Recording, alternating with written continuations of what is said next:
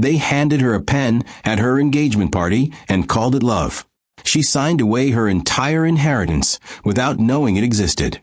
But her dead father had left her something they couldn't steal, evidence of their murder, hidden in a vault they didn't know about. Hello, my beautiful family. Before we dive into this story of betrayal and justice, hit that subscribe button and turn on notifications so you never miss a story like this. Drop a comment below and tell me where you're watching from. I read every single one and make sure to watch till the end. Now let's dive into the story. The champagne glasses clinked like tiny bells announcing her funeral. Ilara stood in the center of the engagement party, surrounded by faces she barely knew, wearing a smile that didn't reach her eyes. Her father had been dead for 3 weeks. 3 weeks since the heart attack that took him without warning, without goodbye, without time to tell her the things a father should tell his daughter before the world swallows her whole. The grief sat in her chest like a stone, heavy and cold, but everyone kept telling her to move forward. Keep living. Don't drown in the past. Her fiancé's mother approached with the grace of a serpent in designer heels. The woman's smile was sharp, calculated, the kind that never touched her eyes. She carried a folder, cream-colored, expensive, innocent-looking. "Ilara, darling," the mother said, her voice dripping false warmth. "Just one tiny formality before the wedding. A prenup. Standard procedure for families like ours." Ilara's stomach twisted. Families like ours. As if Ilara belonged to them now. As if her father's memory wasn't still fresh, his clothes still hanging in the closet she couldn't bear to empty. "I don't understand," Ilara whispered. "We haven't even talked about this." The mother's smile tightened. "It's just a paper, dear.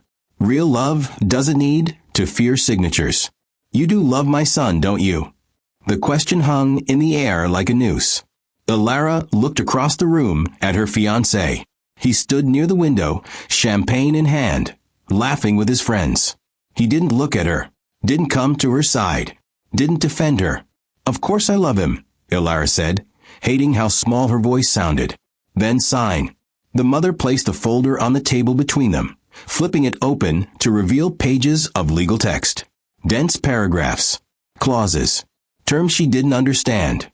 "It protects both of you. Fair and simple." Fair. The word tasted like poison. Ilara's hands trembled as she picked up the pen. She should read it. She should call a lawyer. She should ask questions. But grief had hollowed her out, left her too tired to fight, too numb to think clearly. Her father would have told her to wait. He would have read every word, every clause, every hidden trap. But her father was gone, and she was alone in a room full of strangers, pretending to celebrate her future. "Where do I sign?" Ilara asked. The mother's smile widened. "Victory. Right here, sweetheart." Ilara signed her name on the line. Neat, careful, obedient.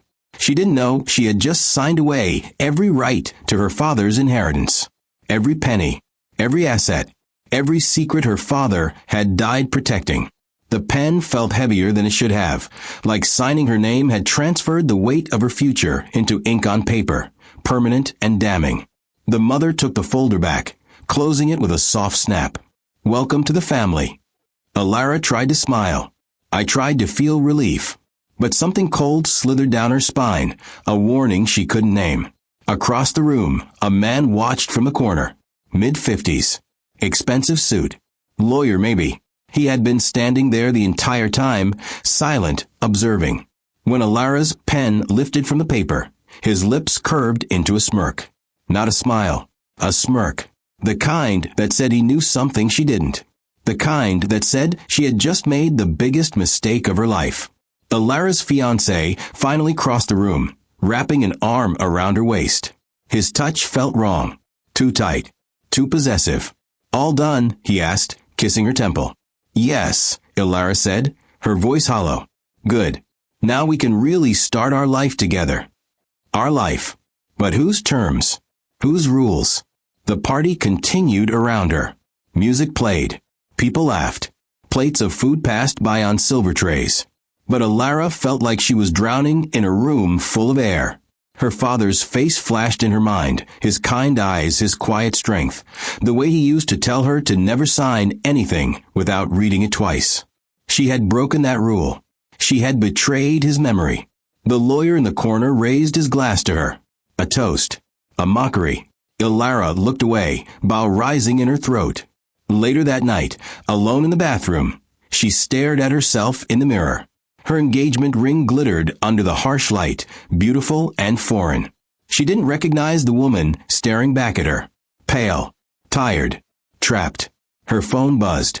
A text from her fiancé's mother. "Sleep well, darling. Tomorrow we'll start planning the wedding properly." Ilara deleted the message. Her hands shook. She had no idea that the prenup she signed contained a clause buried in Section 12, Paragraph 4, Subsection C, a clause that forfeited all claims to any inheritance, past or future, discovered or undiscovered, disclosed or hidden. She had no idea that her father's estate wasn't empty, that his engineering firm hadn't gone bankrupt, that millions of dollars in assets existed in her name, waiting to be claimed, until she signed them away. She had no idea that her fiancé's family had been planning this for months, that they knew about her father's wealth before she did, that the heart attack hadn't been investigated, that the will had been edited, that the lawyer in the corner had been paid to make sure she never asked questions. She had no idea that love had never been part of the equation, but she was about to find out. Do you believe people can be this cruel? Comment below if you think Ilara will ever discover the truth. The lawyer's office smelled like old paper and broken promises. Ilara sat in a leather chair that swallowed her whole, hands folded in her lap, waiting for someone to tell her what her father had left behind. She expected something. A letter maybe. A small savings account. Anything that proved he had thought of her in his final moments. Anything that said she mattered. The lawyer, a different one this time, older, with tired eyes, cleared his throat and opened a thin manila folder. Too thin. Ilara's heart sank before he even spoke. "Miss Ilara," he began, his voice flat and rehearsed, "I'm sorry to inform you that your father's estate contains no significant assets. There are outstanding debts from his business operations. Medical bills. Loan repayments. After liquidation, there's nothing left to distribute. Nothing." The word echoed in her skull like a gunshot. Ilara stared at him, waiting for the punchline, the mistake, the correction. Her father had worked his entire life. 60-hour weeks. Missed birthdays.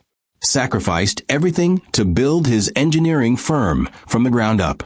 And now this stranger sat across from her saying it all amounted to nothing? "That can't be right," Ilara said, her voice cracking. He owned a company. Properties. Equipment. The lawyer didn't meet her eyes. The company was sold prior to his death to cover debts. The proceeds were exhausted. "I'm afraid that's all there is." Sold? Her father never mentioned selling anything. Never said a word about financial trouble. He had called her 2 weeks before he died, his voice warm and excited, telling her he had something important to show her, something that would change everything. Then he was gone, and whatever he wanted to show her died with him. Ilara's fiancé placed a hand on her shoulder. She flinched. His touch felt wrong, intrusive, like he was marking territory rather than offering comfort. "It's okay, baby," he whispered, leaning close. "We'll build our own life. You don't need his money. You have me now." The words should have soothed her.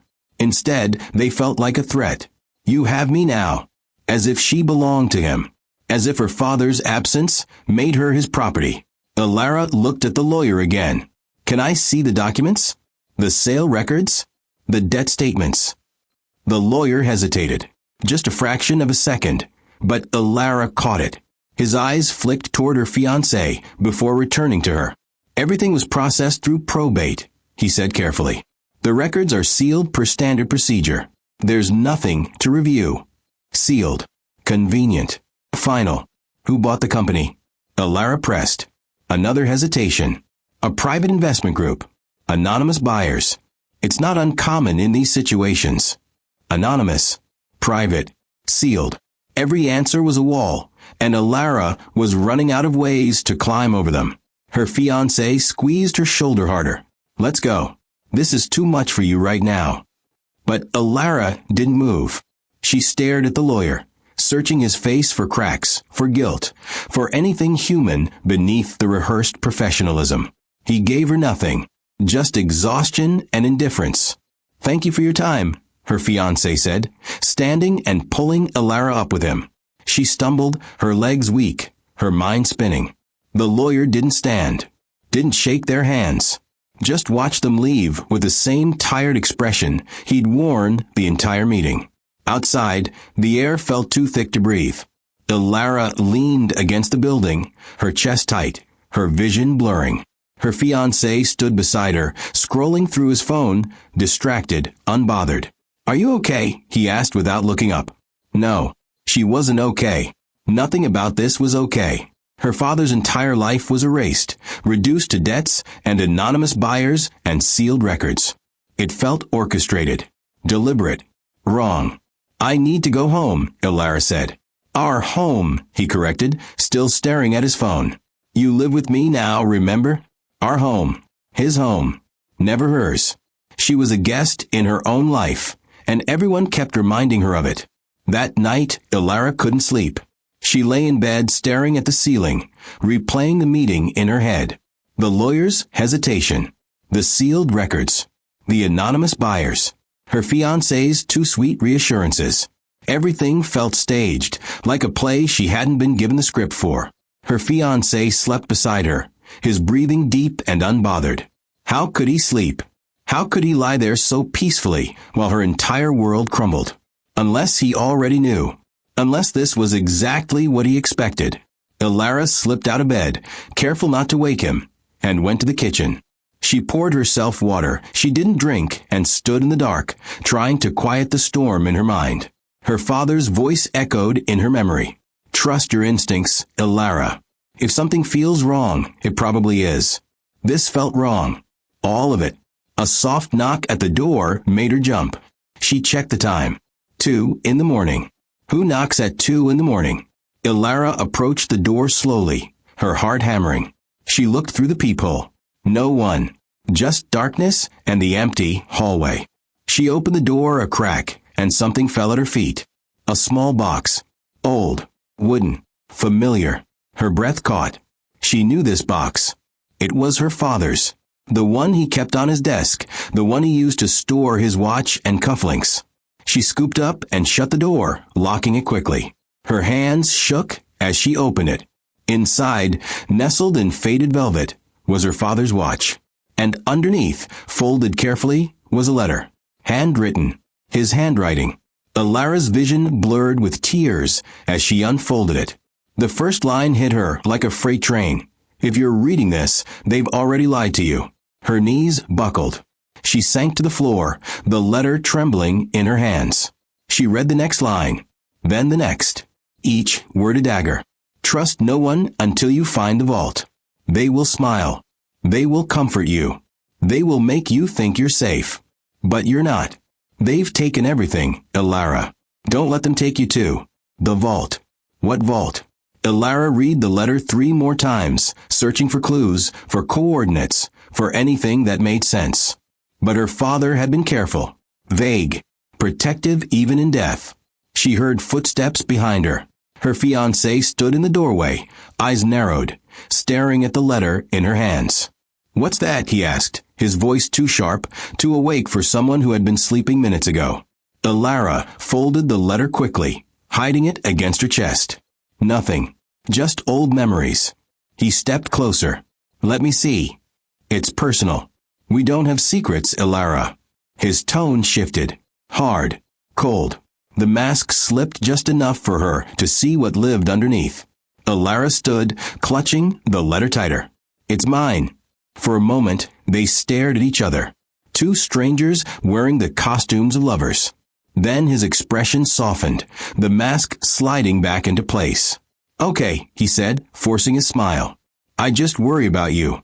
You've been through so much." Ilara didn't respond, didn't trust her voice. She walked past him back to the bedroom, the letter burning against her skin like a brand. Her father had warned her. They've already lied to you. And now she had proof. Not evidence, not yet, but proof enough to know she wasn't crazy. Proof enough to know the empty will, the sealed records, the anonymous buyers. It was all connected. And her fiancé's family was at the center of it. Have you ever felt like everyone around you is lying? Alara didn't sleep that night. She couldn't. The letter sat hidden beneath her pillow, every word burned into her memory like a scar. Trust no one until you find the vault. Her father had known. Somehow, in his final days, he had seen the trap closing around her and left breadcrumbs for her to follow. But breadcrumbs only mattered if she could stay alive long enough to find them.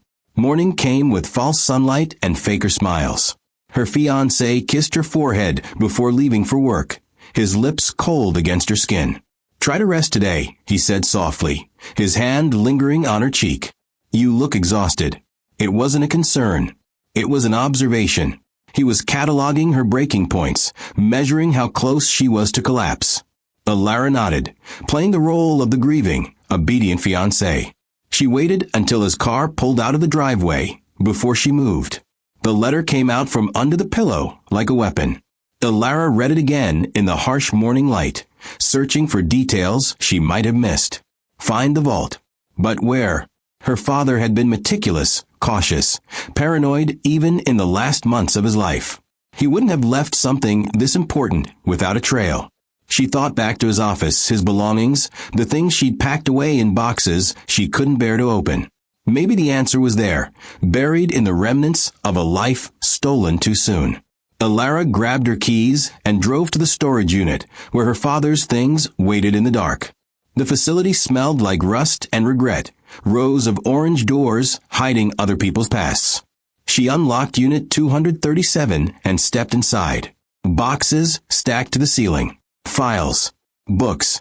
His desk chair. His coffee mug is still stained brown at the rim. Alara's chest tightened. This was all that remained of a man who had built empires. Reduced to cardboard and dust. She tore through the boxes with desperate hands, searching for anything that mentioned a vault, a safe, a hiding place. Bank statements revealed nothing unusual. Tax records showed a modest income, no red flags. Engineering blueprints for projects completed years ago. Everything looked normal. Too normal. Her father had been paranoid in his final weeks, checking over his shoulder, making cryptic phone calls, telling her to be careful. Men who acted like that didn't leave normal paper trails. Then she found it, hidden in a hollowed-out engineering textbook, classic and obvious, and exactly the kind of thing her father would do. A small notebook, leather-bound, pages filled with his cramped handwriting. Alara flipped through it, her pulse hammering. Addresses, names, dates, and then circled 3 times in red ink. Warehouse District. Lot 47. The key is the answer. The key is the answer. Alara looked down at her father's watch, still in the box from last night. She turned it over. Taped to the back, hidden beneath the clasp, was a small silver key. Her hands shook as she peeled it free. This was it. The vault her father mentioned. Proof that everything had been a lie. Her phone buzzed. A text from her fiancé's mother. Lunch today? We need to discuss wedding details. The message felt like surveillance. Like they knew she was digging, knew she was getting close, and needed to reel her back in before she found the truth. Alara deleted the text and turned off her phone. No more distractions. No more performances. The warehouse district was an industrial graveyard on the edge of the city. Abandoned buildings with shattered windows and rusted gates. Lot 47 sat at the end of a cracked road, a low concrete structure that looked like it hadn't been touched in years. Alara parked a block away, her instincts screaming at her to turn back. But she couldn't. Not now. Not when she was this close. She approached the building carefully, checking for cameras, for people, for anything that suggested she was being watched. The key fit perfectly into a side door lock that looked brand new despite the building's decay. Someone had been maintaining this place. Someone had been keeping secrets here. The door opened into darkness. Alara pulled out her phone, using the flashlight to navigate the empty space. Dust coated everything. Old machinery sat forgotten in corners. But at the back of the warehouse, behind a false wall that swung open with a push, was a room. Clean, modern, secure. And inside that room was a steel door with a keyhole that matched her father's key. Ilara inserted the key and turned it. The lock clicked. The door opened, and her world shattered. The room was filled with filing cabinets, each one labeled and organized with her father's meticulous precision. Property deeds, bank statements showing accounts with millions of dollars, stock certificates, business contracts, patents. And in the center of the room, sitting on a desk like a ticking bomb, was a hard drive labeled for Ilara only. She plugged it into the laptop her father had left beside it. The screen flickered to life. A video file. She clicked play, and her father's face appeared. He looked older than she remembered, tired, scared. Ilara's eyes filled with tears. Ilara, her father's voice came through the speakers, rough and urgent. If you're watching this, it means they've already made their move. I'm so sorry, sweetheart. I tried to protect you, but I waited too long. I thought I had more time. He paused, swallowing hard. They've been planning this for months. Your fiancé's family. They found out about my assets, about the trust once set up for you, and they saw an opportunity. They'll trick you into signing away your inheritance through marriage. A prenup. A contract. Something that looks innocent, but strips you of everything. Ilara's blood turned to ice. The prenup. She had already signed it. She had already walked into the trap. Her father continued, his voice breaking. But I've documented everything. Every transaction. Every lie. Every theft. It's all here. Bank transfers showing they sold my company to themselves through shell corporations. Forged signatures on loan documents. Bribes paid to lawyers and accountants to hide the truth. They didn't just steal from you, Ilara. They orchestrated my death. The screen blurred through Ilara's tears. Orchestrated.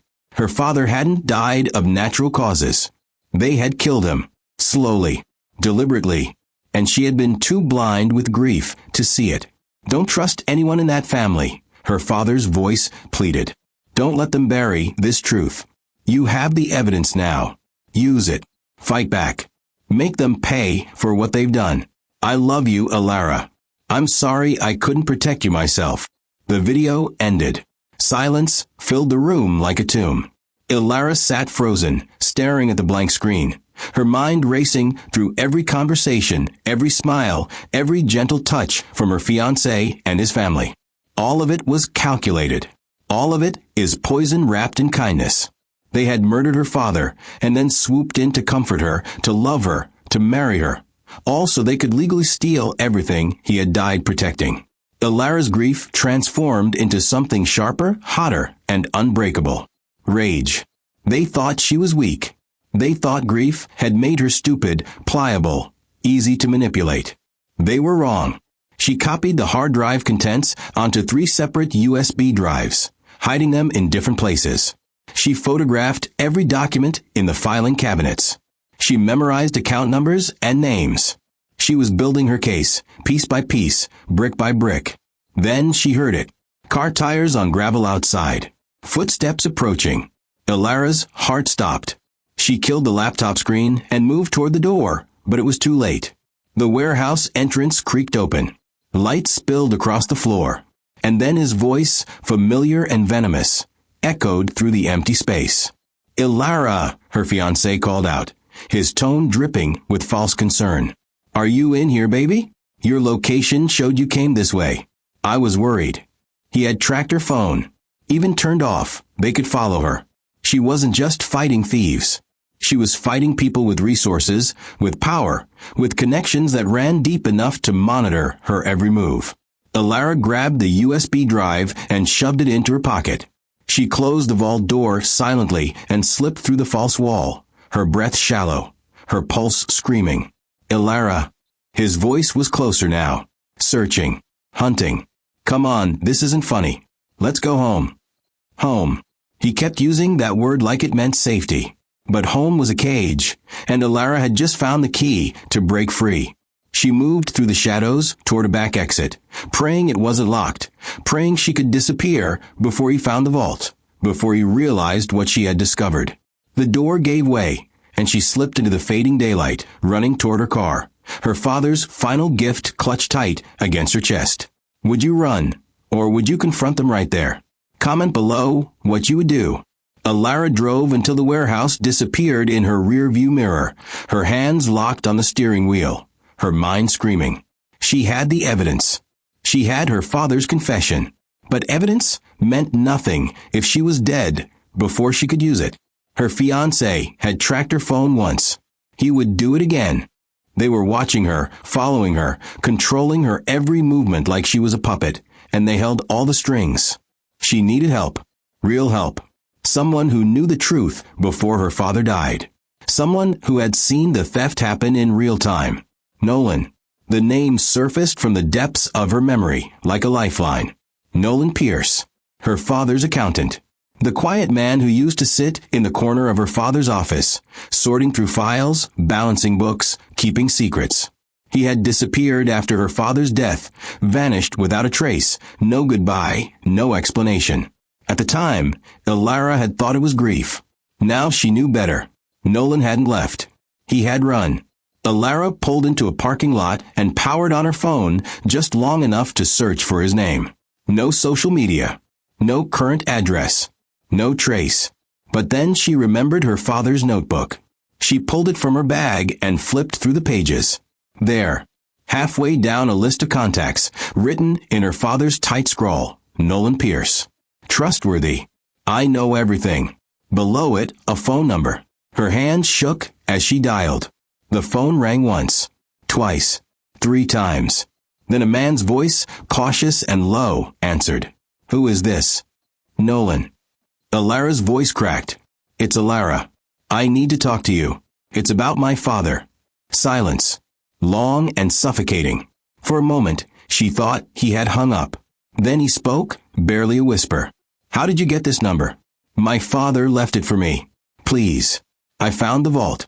I know what they did. I need your help. Another pause. Then, you shouldn't have called me. They're listening. They're always listening. I don't care, Alara said, her voice hardening. They killed him. They stole everything. And I'm not going to let them get away with it. Nolan exhaled, a sound like surrender.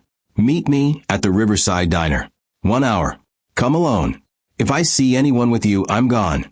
The line went dead. Alara stared at her phone, her heart pounding. 1 hour. She had 1 hour to get answers, to confirm what her father's video had revealed, to find an ally in a world that wanted her silent and powerless. She turned off her phone again, removed the SIM card, and threw it out the window. No more tracking. No more leashes. The Riverside Diner sat on the edge of town, a forgotten relic with peeling paint and flickering neon signs. Alara arrived early, scanning the parking lot for surveillance, for familiar cars, for any sign this was a trap. Nothing. Just empty asphalt and the smell of burnt coffee. She walked inside, choosing a booth in the back with a clear view of the entrance.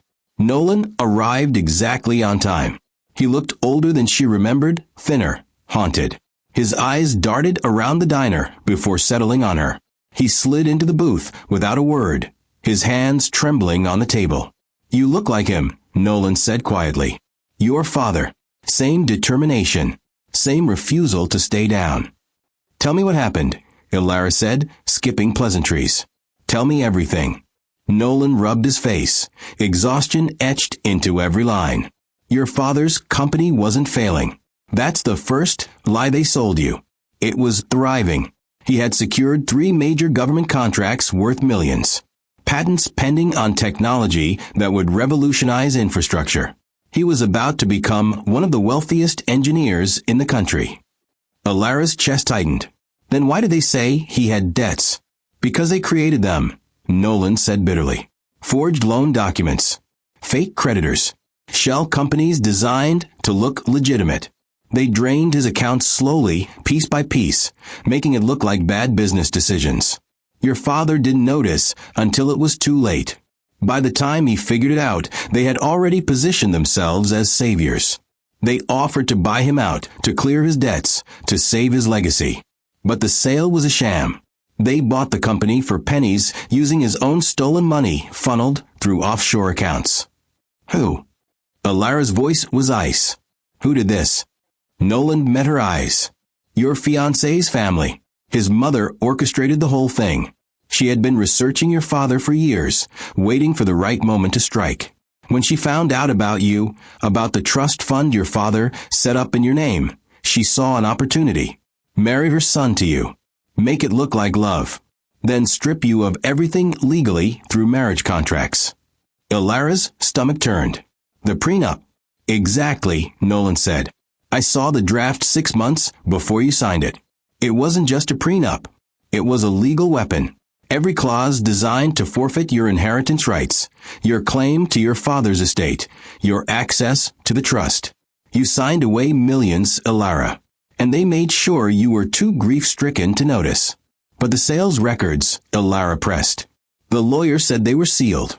How do we prove this? Nolan reached into his jacket and pulled out a flash drive.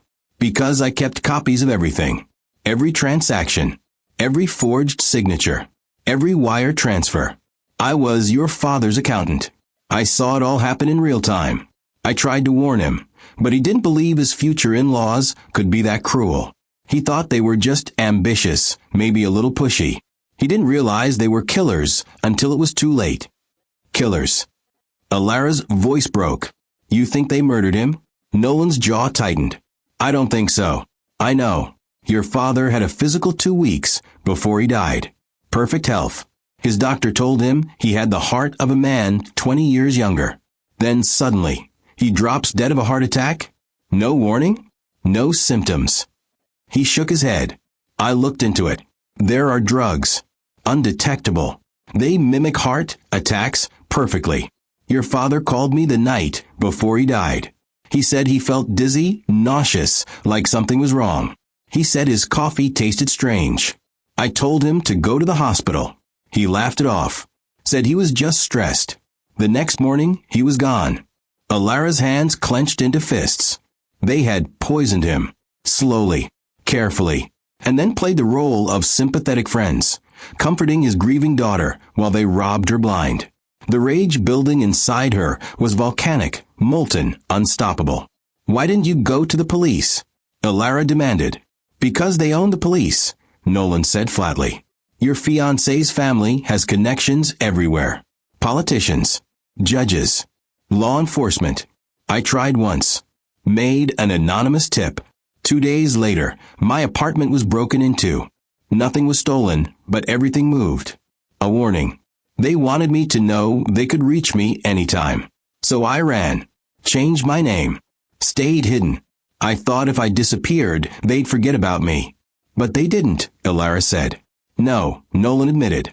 They've been watching me ever since. Waiting to see if I'd make contact with you. That's why you need to be careful. If they see us together, they'll know you're building a case. They'll move faster, harder. They might. He stopped himself, but Alara heard the unspoken warning. They might kill you too. I don't care, Alara said coldly. Let them try. I have the evidence. I have my father's video. I have your records. I'm taking them to court. I'm going to destroy them. Nolan looked at her with something between admiration and fear. You're walking into a war, Alara. They have money, power, lawyers who will bury you in motions and delays. Are you ready for that? I was born ready, Alara said, her voice steel. They murdered my father. They stole my inheritance. They tricked me into signing my life away. They think I'm weak. They think grief made me stupid. But they're wrong. And I'm going to prove it. Nolan slid the flash drive across the table. Then take this. Every transaction is dated and verified. Every signature is analyzed. It's enough to put them in prison for decades. But you need to move fast. Get a lawyer you trust. File before they realize what you're doing. Alara took the drive, gripping it like a weapon. Thank you, Nolan, for not giving up, for keeping the truth alive. He nodded, standing slowly. Your father was a good man. He deserved better than what they did to him. Make them pay, Alara, for both of you. He left through the back exit, disappearing into the shadows like a ghost. Ilara sat alone in the booth, the flash drive warm in her palm, her father's voice echoing in her mind. Fight back. Make them pay. She would. She was done being the victim. Done playing the grieving fiancé. The war had started the moment they killed her father. And Ilara was about to finish it. If you believe justice will be served, hit that subscribe button. Let's watch them fall together. The wedding planners called it the event of the season. Ilara called it a funeral. White roses lined the aisle like tombstones, each one a monument to the lies she was about to cement with vows she didn't mean. The venue dripped with wealth, crystal chandeliers casting fractured light across marble floors. Every detail purchased with money stolen from her father's corpse. 200 guests filled the seats, strangers in designer suits and practiced smiles, here to witness her destruction disguised as celebration. And Ilara stood in the bridal suite, staring at her reflection in a mirror that showed her nothing but the ghost of who she used to be. The dress suffocated her. Layers of silk and lace wrapped tight around her ribs, beautiful and constricting. A costume designed to transform her into something she wasn't. Compliant. Grateful. Theirs.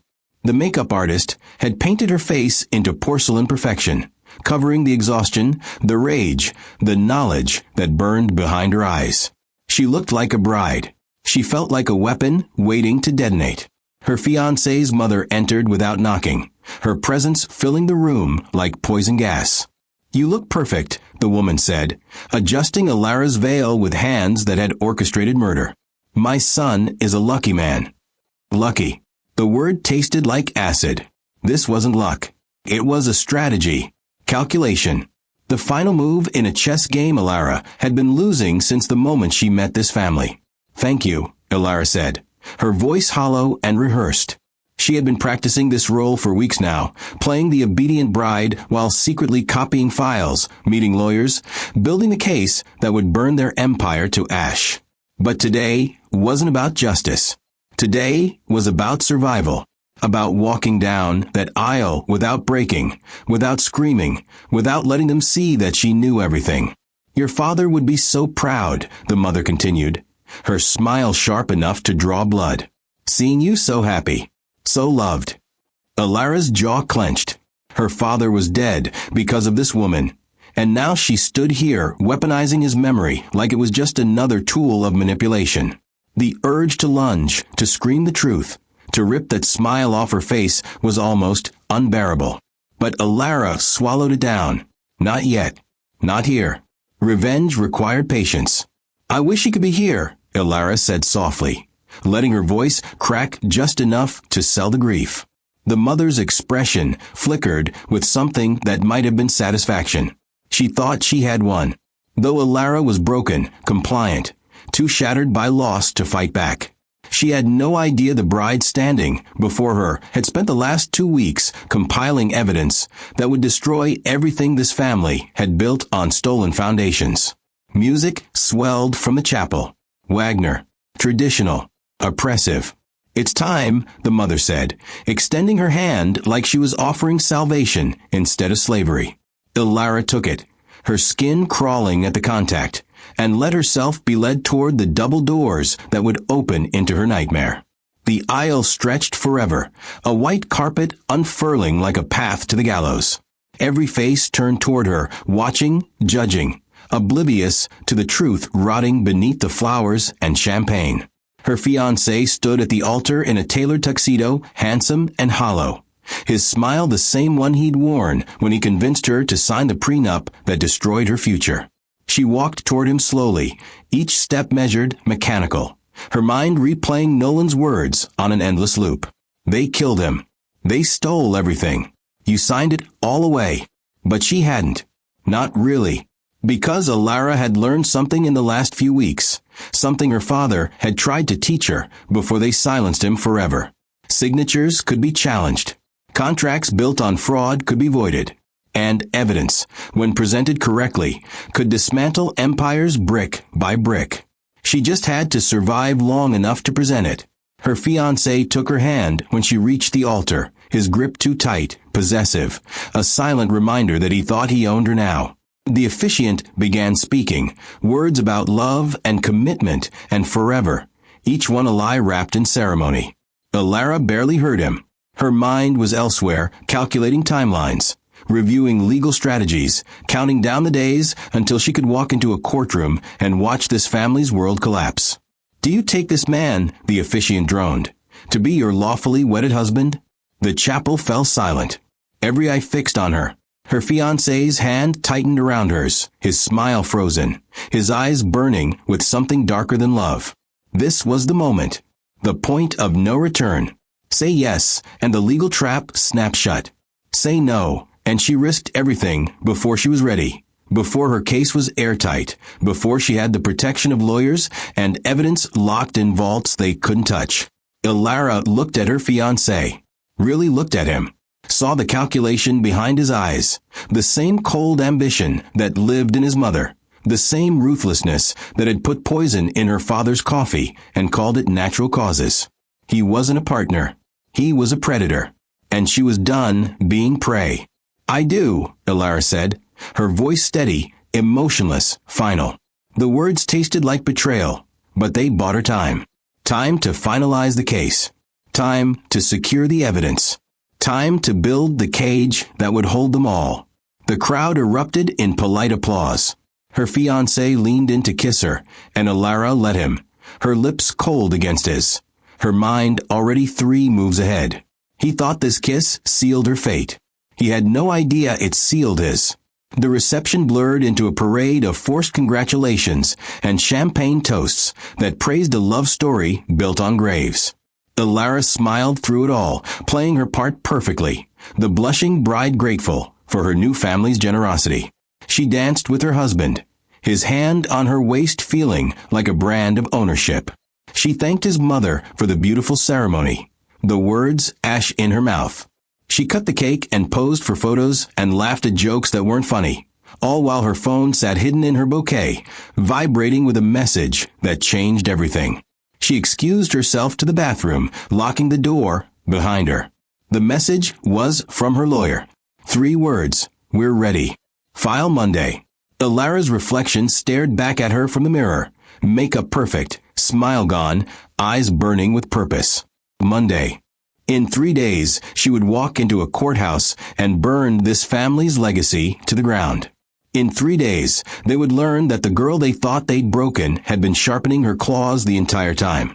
She smoothed her dress, reapplied her lipstick, and walked back into the reception with a smile that promised nothing but ruin. Her husband intercepted her, pulling her close, whispering in her ear, "You're mine now. Forever." Alara leaned into him, her voice honey-sweet and venomous. "Forever doesn't last as long as you think." He laughed, thinking it was romantic. He didn't realize it was a declaration of war. Drop a comment if you've ever had to smile through something that was killing you inside. The honeymoon was supposed to be in Paris. Alara told her husband she was too exhausted, too emotionally drained from the wedding to travel. He didn't argue. Why would he? He thought he'd already won. She watched him leave for work Monday morning, kissed him goodbye with lips that tasted like lies, and waited exactly 12 minutes before grabbing her father's notebook and heading to the warehouse one final time. She needed to see it all again, needed to stand in the room where her father had hidden his final act of defiance, needed to feel close to him before she walked into a courtroom and set his justice in motion. The warehouse looked different in daylight, less menacing, more sad, a monument to secrets and stolen time. Alara unlocked the side door and slipped inside, her footsteps echoing against concrete floors that had witnessed her father's last desperate attempts to protect her. The false wall opened easily now that she knew where to push, revealing the vault that had held the truth while lies buried her alive. She stepped into the room, her breath catching as she took in the filing cabinets, the organized chaos of evidence her father had compiled knowing he might not live long enough to use it. She opened the first cabinet, pulling out property deeds that listed her father as owner of buildings she didn't know existed. Commercial real estate, residential complexes, land holdings worth millions. All of it was supposedly sold to cover debts that never existed. She moved to the next cabinet, Bank statements showing wire transfers from her father's accounts to shell companies registered in her husband's mother's maiden name. Dates that corresponded with the weeks before her father's death. Amounts that drained his business dry while making it look like poor management instead of systematic theft. The third cabinet held the blueprints. Engineering designs for infrastructure projects worth hundreds of millions in government contracts. Patents pending that would have revolutionized construction technology. Her father's legacy was reduced to paper locked in a vault because exposing it would have gotten him killed. Except it hadn't saved him. They'd killed him anyway, just to be sure, just to guarantee Alara would be too grief-stricken to ask questions when they swooped in with prenups and sympathy. She sat at the desk where the hard drive still waited, her father's laptop open beside it. She needed to watch his video one more time, needed to hear his voice before the lawyers took over and turned his murder into legal proceedings sanitized by emotion. She pressed play, and her father's face filled the screen, older and more tired than she remembered, but still him. Still the man who had taught her to question everything, to trust her instincts, to never sign anything without reading it twice. Ilara, his recorded voice began, and she felt tears burn behind her eyes. If you're watching this, they've already made their move. I'm so sorry I couldn't stop them in time. I thought I could outmaneuver them, thought I could protect you without scaring you. I was wrong. He paused, his expression hardening. They'll trick you into signing away your birthright through marriage. A prenup. A contract. Something that looks innocent, but strips you of everything I built for you. But I've left you the evidence. Every transaction. Every forged document. Every lie they told to steal from us. Don't let them bury the truth with my body. Fight back. Make them pay. And remember, sweetheart, you're stronger than you know. The video ended. Ilara sat in silence, her father's words echoing in the empty vault. She wiped her tears away roughly. No more crying. No more grieving. Today was about action. She gathered the most damning documents, organized them into folders her lawyer had requested, and photographed everything else as backup. She was meticulous, methodical, channeling her father's precision into preparation. This wasn't just about recovering stolen money. This was about exposing murderers, making them face what they'd done, watching them realize the girl they'd underestimated had been 10 steps ahead the entire time. Her phone buzzed. A text from her husband. Where are you? She ignored it. Let him wonder. Let him worry. She was done reporting her movements like she needed permission to exist. Another buzz. Answer me. The shift from question to demand happened fast, his mask slipping even through text messages. Control was what he craved, what his whole family thrived on. Well, they were about to lose it all. Ilara packed the evidence into a waterproof bag, sealed the vault, and headed toward the exit. That's when she heard it. Car engine. Close. Too close. She froze, her pulse spiking. Through the grimy warehouse windows, she saw the familiar black sedan pulling up to the front entrance. Her husband's car. He had tracked her again, found her, followed her to the one place she needed to keep secret. Panic flooded her system, but she forced it down. Panic was a weakness. Panic got you killed. She moved quickly toward the back exit, clutching the evidence bag against her chest. Behind her, she heard the warehouse door open, heard footsteps echoing through the empty space, and heard his voice calling out with false concern. Ilara? Baby, are you here? Your location pinged this address. I was worried. Worried. Such a perfect disguise for surveillance. Such a convenient excuse for stalking. Ilara reached the back door, her hand on the handle, when she heard him speak again, his voice closer now, sharper. I know you're here. I can hear you breathing. She ran, burst through the back door into harsh sunlight, and sprinted toward her car parked 2 blocks away. Behind her, she heard him shout, heard him chasing. But she didn't look back. She reached her car, threw herself inside, and started the engine. He appeared in her rearview mirror, running toward her, his face twisted with rage that finally showed what lived beneath the loving husband costume. She floored the accelerator, tires screaming against asphalt, and drove away from the warehouse that held her father's ghost and the man who had helped kill him. Her phone exploded with calls, texts, voice messages demanding she come home, explain herself, stop being paranoid. She powered off and kept driving, her hands shaking on the wheel, adrenaline turning her blood electric. He knew now, knew she'd been digging, knew she'd found something. The investigation would accelerate. The threats would intensify. They'd burned Nolan's apartment as a warning. What would they do to her? But Alara didn't care anymore. Fear was a luxury she couldn't afford. She had the evidence. She had her father's testimony. And she had a lawyer who specialized in cases exactly like this.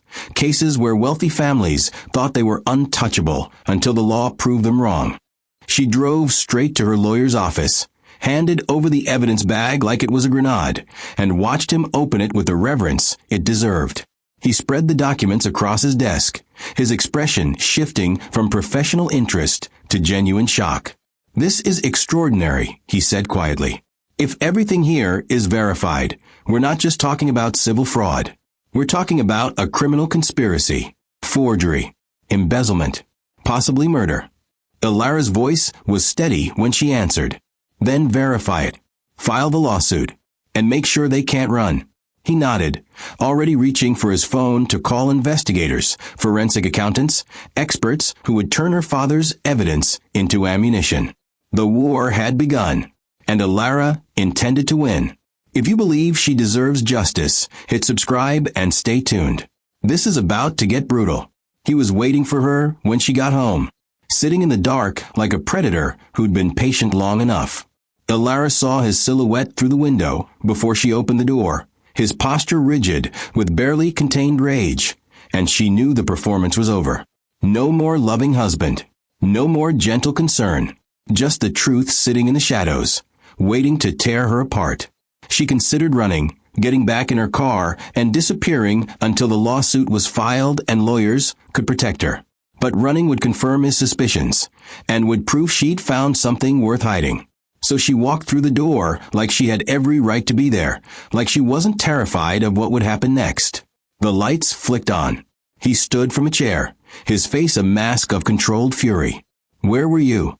His voice was quiet, too quiet, the kind of calm that preceded violence. Alara set her purse down slowly, deliberately, buying herself seconds to think.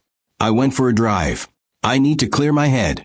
He crossed the room in 3 strides, invaded her space with the kind of aggressive proximity designed to intimidate. "Don't lie to me. I tracked you to that warehouse. The same warehouse you visited weeks ago. What were you doing there?" "Nothing," Alara said, holding his gaze. "Just visiting a place my father used to own. It helps me feel close to him." His jaw clenched. "You're lying. I can see it in your eyes. What did you find?" She didn't answer. Couldn't answer without giving everything away. The silence stretched between them like razor wire, sharp and dangerous. Then his expression shifted, and something worse than anger flickered across his face. Understanding. Fear. "You found something, didn't you? Something he left for you." Alara's heart slammed against her ribs, but she kept her face neutral. "I don't know what you're talking about." He grabbed her arm, his fingers digging into her flesh hard enough to bruise. "Stop lying. What did he leave you? Documents? Evidence? What?" She tried to pull away, but his grip tightened. "You're hurting me." His laugh was bitter, cruel. "I'm hurting you? That's rich. Do you have any idea what you've done? What are you going to destroy?" He released her suddenly, shoving her backward. She stumbled, catching herself against the wall. "We gave you everything, married you, made you part of our family, and this is how you repay us." "You murdered my father," Alara said, her voice low and venomous. "You stole everything he built. You tricked me into signing away my inheritance. Don't talk to me about repayment." His face was drained of color. For a moment, genuine shock replaced the rage. Then he recovered, his expression hardening into something calculated. "You can't prove any of that. Whatever you think you found, it won't hold up in court. My family has the best lawyers money can buy. We'll bury you in motions and countersuits until you're bankrupt and broken. I have his video, Ilara said quietly, explaining everything, every transaction, every forgery, every lie, and I have his accountant willing to testify. She watched the information hit him like a physical blow. His face twisted, cycling through disbelief, panic, fury. You're bluffing. Nolan disappeared years ago. He's gone. Ilara smiled, cold and triumphant. He's not gone. He's been waiting, documenting, preparing. And now he's ready to destroy you. Her husband lunged forward, grabbing for a purse, desperate to find the evidence she'd supposedly brought home. But Ilara had anticipated this, had left everything with her lawyer in a vault he couldn't touch.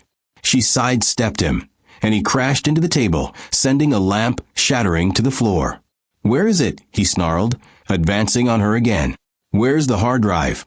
Ilara backed toward the door, her hand reaching for her phone. Safe. With lawyers. With copies sent to multiple locations. You can't destroy it. You can't silence me. Not anymore. He stopped, his chest heaving, his hands clenched into fists. For a terrifying moment, she thought he might actually hit her, might cross that final line. But then his expression changed again, softening into something worse than violence. Manipulation. Baby, listen to me. You're not thinking clearly. You're still grieving.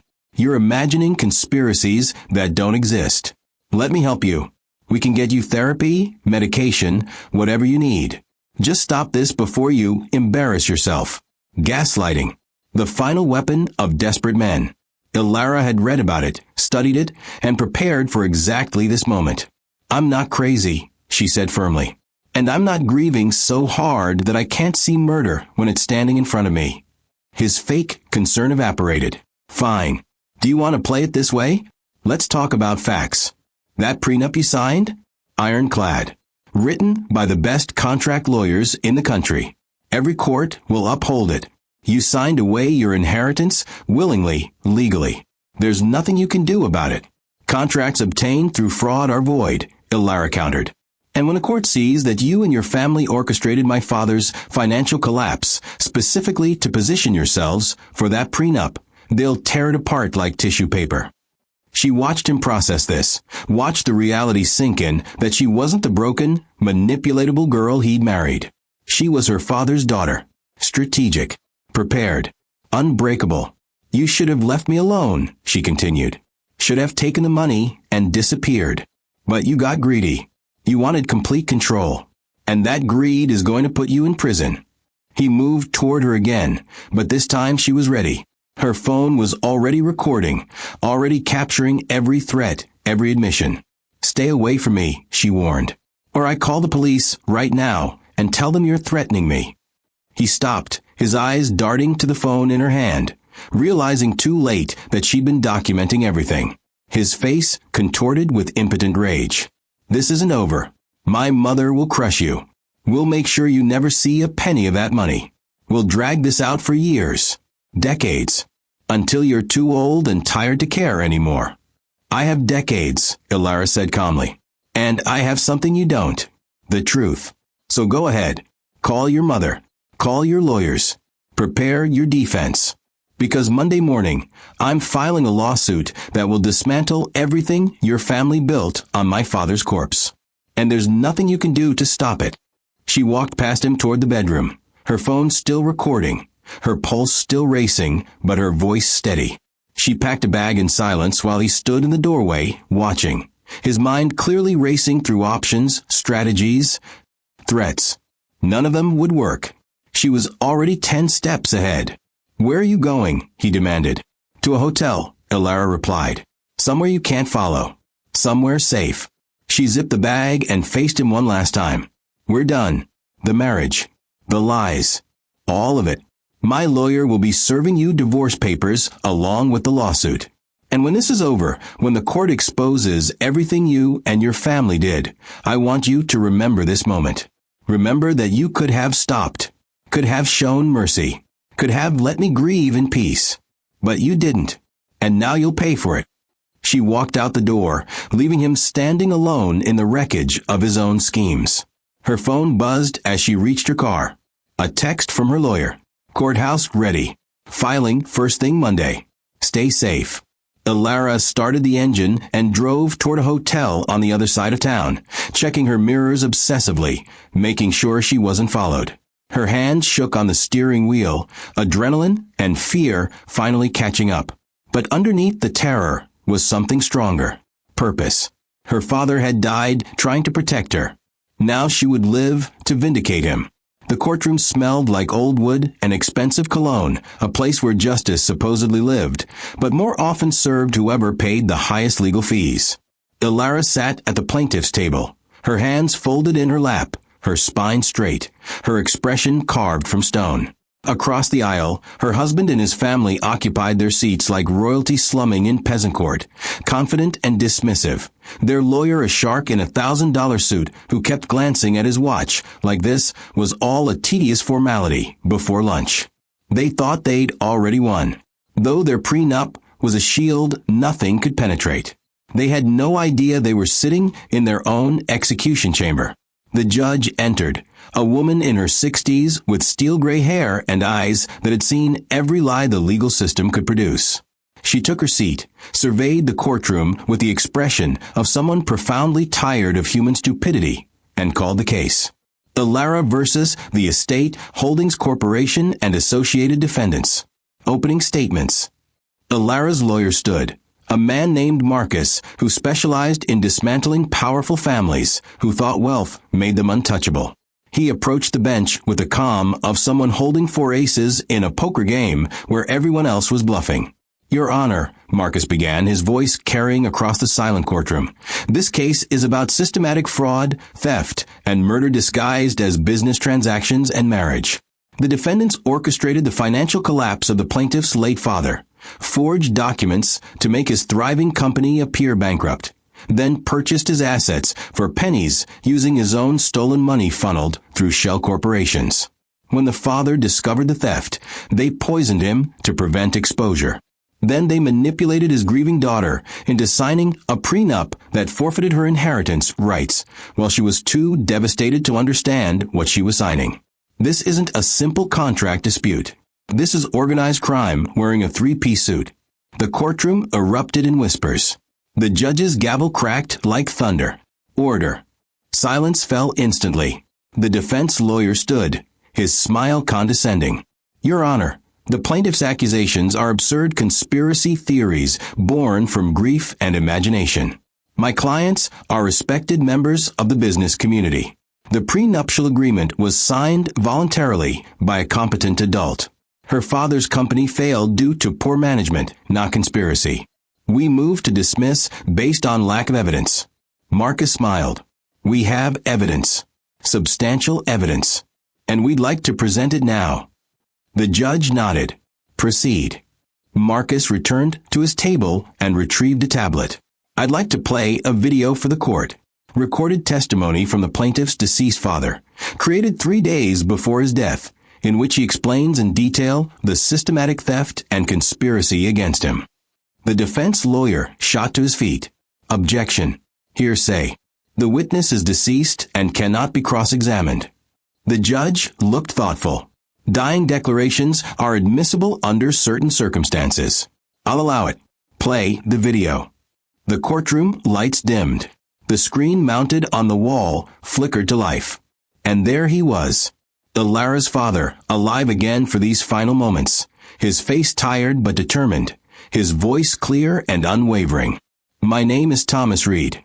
If you're watching this, I'm dead, and my daughter is fighting to reclaim what was stolen from her. The following individuals orchestrated my financial destruction.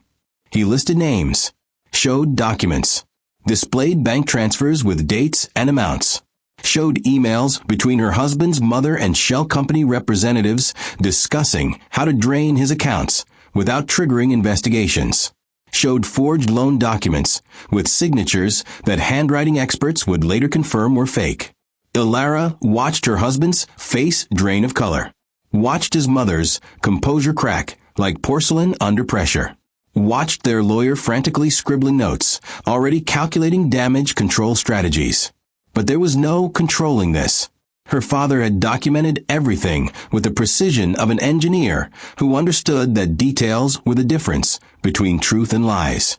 When the video reached the part about his suspected poisoning, about the strange taste in his coffee and sudden illness, gasps rippled through the gallery. "I don't know if I'll survive to see justice," her father's recorded voice continued.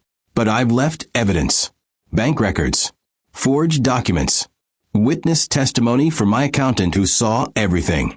Don't let them bury this truth with my body. Fight back, Alara. Make them pay." The video ended. The courtroom sat in stunned silence. The judge's expression had shifted from professional neutrality to barely concealed fury. "Does the defense wish to respond?" The lawyer stood slowly, his earlier arrogance evaporated. "Your Honor, we'd like to request a recess to review this new evidence." The judge's voice was nice. "Denied. This trial continues. Plaintiff, call your next witness." Marcus smiled. "We call Nolan Pierce to the stand." The courtroom doors opened, and Nolan entered, older and more nervous than Alara remembered, but alive and ready. He took the oath with trembling hands and sat in the witness box, his eyes avoiding the defendants like looking at them might turn him to stone. Marcus approached gently. "Mr. Pierce, can you explain your relationship to the deceased?" Nolan's voice was quiet but clear. "I was Thomas Reed's accountant for 15 years. I handled all his financial transactions, and I watched the defendants systematically drain his accounts through fraudulent means over a 6-month period before his death." For the next hour, Nolan detailed every transaction, every forged document, every shell company used to launder stolen money. He produced copies of emails he'd saved, communications between the defendants discussing how to manipulate Thomas Reed's financials without detection. He showed wire transfer records that traced the stolen money directly to accounts controlled by the defendants. And when the defense lawyer tried to discredit him, tried to paint him as a disgruntled former employee seeking revenge, Nolan calmly produced his own financial records showing he'd received nothing from this testimony. Had asked for nothing, wanted nothing except to honor the memory of a good man murdered by greedy people. The defense crumbled. Their lawyer tried objecting, tried demanding forensic verification, tried every procedural delay tactic in his arsenal. But the judge saw through it all. "Counselor, unless you have actual evidence refuting these allegations, I suggest you prepare your clients for the consequences of fraud and conspiracy." The lawyer had nothing. Just bluster and threats of appeals that everyone knew would fail. Marcus returned to his table and pulled out one final document. "Your Honor, I'd like to submit the prenuptial agreement signed by the plaintiff. As you'll see, it was drafted specifically to forfeit all inheritance rights the moment marriage occurred, combined with evidence that the defendants orchestrated her father's financial collapse specifically to position themselves for this marriage. We argue the contract was obtained through fraud and should be voided." The judge took the document, read it carefully, her expression darkening with each clause. "This is one of the most predatory contracts I've seen in 30 years on the bench. Request to void the prenup is granted." Alara's husband shot to his feet. "This is insane. She signed it willingly. We have witnesses." The judge's gavel cracked again. "Sit down, or I'll hold you in contempt. Your witnesses watched a grieving woman sign a document while your family actively concealed the assets they'd stolen from her father. That's not consent. That's exploitation." The ruling came swift and brutal. The prenup voided. All assets transferred to shell companies were returned to Alara. Criminal fraud charges recommended for prosecution. And the final blow delivered with the judge's cold satisfaction. Furthermore, given the evidence of suspected homicide, I'm ordering a full investigation into Thomas Reed's death. If poisoning is confirmed, murder charges will follow. Alara's mother-in-law finally broke, her mask shattering completely. "You can't do this. We're pillars of this community. We have connections." The judge leaned forward. "Your connections won't protect you from justice. Not in my courtroom." She turned to Alara. "Miss Reed, I'm sorry for your loss. And I'm sorry it took this long for the truth to surface. But today, your father's legacy is restored." Alara stood, her legs shaking. tears streaming down her face for the first time since the trial began. Not tears of grief, tears of vindication, of triumph, knowing her father could finally rest because his daughter had fought back and won. The paperwork took 3 months to finalize. 3 months of lawyers and forensic accountants untangling the web of theft her husband's family had woven through offshore accounts and shell corporations. But when the dust settled and the last transfer cleared, Ilara stood in front of a building she'd never seen before, staring at a bronze plaque that read Reed Engineering Corporation, her father's name gleaming in afternoon sunlight like a promise finally kept. The company hadn't died. It had been stolen, hidden, buried under layers of fraud. And now it was hers again. Every patent, every contract, every asset her father had built from nothing. The final twist came in a manila envelope delivered by her lawyer, with a smile that said he'd saved the best revelation for last. Inside was a document her father had filed years ago, a trust agreement she'd never known existed. Not just ownership of his engineering firm. Ownership of the very investment group that had purchased it during the fraudulent sale. Her father had created a failsafe, a legal trap that meant even if they succeeded in stealing his company, the theft would eventually lead back to his daughter. The investment group's largest holdings included commercial properties across 3 states. And one of those properties was the mansion where her husband's mother lived, the palace built on blood money and lies. The deed now carried Ilara's name. She drove to the mansion that afternoon, not to gloat, but to witness the moment truth became tangible. Moving trucks lined the driveway, workers hauling furniture and artwork out under court order. Her husband's mother stood on the front steps, her designer clothes immaculate, but her expression destroyed, watching her empire dismantled box by box. She saw Ilara's car pull up, and her face contorted with rage so pure it was almost beautiful. "You destroyed us," the woman spat, her voice shaking. "Ruined everything we built." Ilara stepped out of her car slowly, deliberately, meeting the woman's eyes with the same cold calculation that family had once turned on her. "You built nothing," Ilara said quietly. "You stole. From my father. From me. From every person who trusted you. And now you're paying for it." The mother-in-law descended the steps, her heels clicking against marble, her finger pointed like a weapon. "This isn't over. We'll appeal. We'll fight this for years. We'll drain every penny you have fighting us in court." Ilara smiled, the expression devoid of warmth. "Go ahead. Fight. Appeal. Waste what little money you have left on lawyers who can't change the fact that you murdered my father, and the evidence is irrefutable.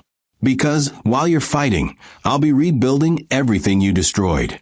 And when you finally run out of money and options, when you're sitting in a prison cell wondering how it all went wrong, remember this moment. Remember that you could have left me alone, could have taken your theft and disappeared. But you got greedy, and greed is what killed you." The mother-in-law had no response, no cutting remarks, no threat, just the hollow realization that she'd lost everything to the girl she'd dismissed as weak and controllable. Ilara turned and walked back to her car, leaving the woman standing alone in front of the home that no longer belonged to her. The criminal trial would come later. Murder charges once the toxicology reports confirmed what everyone already knew. But Ilara didn't need to see that. Didn't need to watch them dragged away in handcuffs.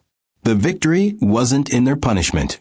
It was in reclaiming what her father had died protecting. She drove to the cemetery where her father was buried, a simple headstone in a quiet corner far from the noise of the city he'd spent his life building. Ilara knelt in the grass beside his grave, her hand resting on the cool stone, and finally let herself feel the weight of everything that had happened. The grief she'd pushed down to survive, the rage that had fueled her fight, the exhaustion that came from carrying the truth no one wanted to believe. "I did it, Dad," she whispered. "I made them pay, just like you asked." The wind rustled through the trees, and for a moment she could almost hear his voice telling her he was proud, that she'd been stronger than either of them knew, that justice had been worth the fight. She stayed there until sunset, talking to him about the company she would rebuild, the legacy she would honor, the life she would create from the ashes of his murder. When she finally stood to leave, she felt lighter. Not healed, healing would take years, but free. Free from the family that had tried to own her. Free from the lies that had almost buried her. Free to become whoever she wanted without the weight of their manipulation crushing her into something small and obedient.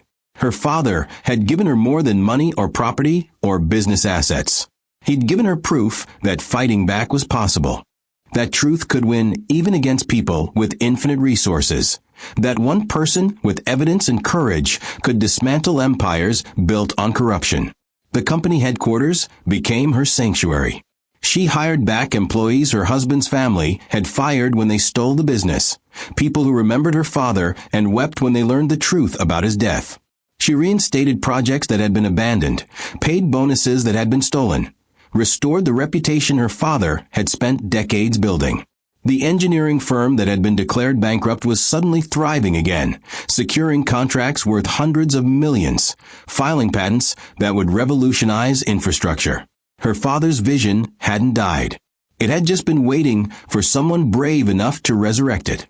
6 months after the trial, Alara stood in the main conference room addressing her employees, people who had become family in the way blood relatives never were. "My father built this company on integrity," she told them, "on innovation and honesty and the belief that engineering could make the world better. That's the legacy we're going to honor, not through revenge or bitterness, but through excellence, through being so good at what we do that no one can ever steal it again." The room erupted in applause, and Alara felt something she hadn't felt in years. Hope. Not the naive hope of someone who hadn't been betrayed, but the hard-earned hope of someone who had walked through fire and survived. Her ex-husband's letters arrived weekly from the lawyers, handling his criminal defense, desperate pleas for her to drop the charges, to show mercy, to remember the love they'd supposedly shared. She burned them unread. Mercy was for people who showed remorse. He'd shown nothing but calculation even in his apologies, still trying to manipulate her into saving him from consequences he'd earned. The trial date was set for next spring. She would testify, would detail every manipulation, every lie, every moment she'd felt like prey being circled by predators. And when they were finally convicted, when the judge sentenced them to decades behind bars, she would walk out of that courtroom and never think about them again. The final piece of her father's legacy arrived on a cold morning in November, 1 year after his death. A letter from a law firm she didn't recognize, informing her that her father had established a scholarship fund years ago, designed to activate upon his death. Full rides to engineering school for underprivileged students who showed promise but lacked resources. The fund was worth $20 million, money he'd hidden even from the thieves who'd stolen everything else. Alara read the letter 3 times, tears blurring the words, overwhelmed by the realization that even in death, even knowing he'd been murdered, her father had been thinking about helping others, about building something that would outlast the greed that had killed him. She stood that afternoon in front of the rebuilt Reed Engineering Corporation headquarters, watching the new sign being installed above the entrance. Her father's name in bold letters. His legacy was restored. His vision is alive. And beside it, a smaller plaque she'd commissioned, in memory of Thomas Reed. Engineer, father, fighter. His truth could not be buried. Alara touched the plaque gently, her hand warm against cold metal, and made a promise. She would live the kind of life her father had died protecting. Honest, innovative, unbreakable. And she would make damn sure his story was told, so that every person who thought wealth made them untouchable would know that justice, when pursued with evidence and courage, could topple kingdoms built on lies. The camera pulled back, showing Alara standing alone before the building that represented everything her father had fought for, everything she'd reclaimed, everything they would build together in memory and mission. The light caught her face, and for the first time in a year, she smiled. Not the practiced smile of a woman playing a role, but the genuine smile of someone who had walked through hell and emerged holding the keys to her own kingdom. If this story moved you, if you believe truth deserves to win, subscribe and share it. Let's honor every person who fought back and won.